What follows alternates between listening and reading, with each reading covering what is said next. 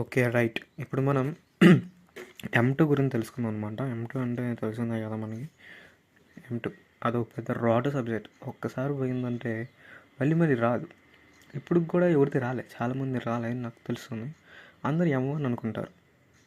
కానీ M1 కంటే ఈ M2 బిగ్గెస్ట్ రాడ్ అనమాట అది. అది ఎంత పెద్ద రాడ్ అంటే రాసే వాళ్ళకి మాత్రమే తెలుస్తుంది.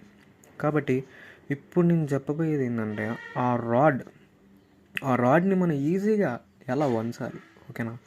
M2 అనేదండి ఎలా త్వరగా పాస్ అయిపోవాలి. M2 అనేది ఏం లేదనమాట. ఇప్పుడు మనం ఒకటి నేర్చుకుంటున్నామండి, దాన్ని పర్ఫెక్ట్గా ఉండాలన్నమాట. ఇప్పుడు సపోజ్ ఇదే ఉంది న్యూటన్ కూలింగే ఉంది.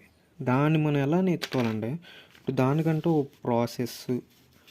దానికంటూ ప్రాసెస్ ఒక ఫార్ములా అనేది ఉంటుంది అనమాట. ఫార్ములా అనేది ఉంటుంది అనమాట. ఇప్పుడు ఈ ప్రాసెస్ గిట్ట మనం నేర్చుకున్నామంటే ఫార్ములా ఎక్కడ వాడాలో తెలుస్తుంది. ఫార్ములా వాడండి, వాడకపోండి, అది మీ ఇష్టం. కాకపోతే ఇందులో అంటే ఈ టైప్ ఇప్పుడు మీరు ఒకటి నేర్చుకున్నారు, ఒకటి ఎగ్జామ్ వచ్చిందంటే ఒకటి నేర్చుకున్న దాంట్లో ఫార్ములా ఉంటాయి కదా, దాన్ని సైడ్ బ్రాకెట్ పెట్టి అందులో ఏదో ఒకటి రాసేయండి, ఫార్ములాని రాసేయండి. అర్థమైందా?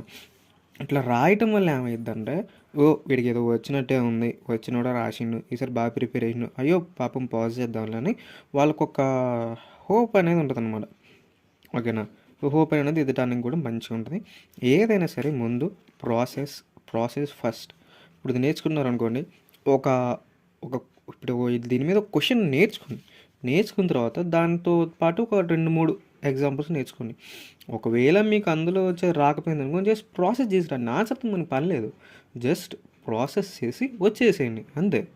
ఆన్సర్ ఎవడికి కావాలి భయ్యా, ముందు ప్రాసెస్ ఫార్ములా దాంట్లో పక్కనేయండి అంతేగా. ఇప్పుడు మనం M2లో బాగా ఇంపార్టెంట్ క్వశ్చన్స్ వస్తాం, ఓకేనా. నేను ఇచ్చినవే 4 క్వశ్చన్లు, మీరు ఈ కూడా చదవకుండా పోతే మీ అంత ఇక మీకే వదిలేస్తున్నా.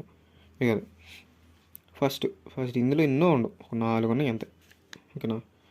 4 ఏమేమి ఉన్నాయంటే, solve ఎక్స్ట్రాట్ derivational equation, linear derivational equation, ఈ 2.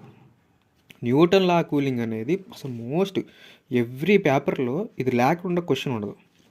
మోస్ట్లీ ఫ్రీక్వెంట్ క్లాస్ కూడా క్వశ్చన్ మాట ఇది, అందుకే ఇన్ని స్టార్లు పెట్టాను, ఓకేనా.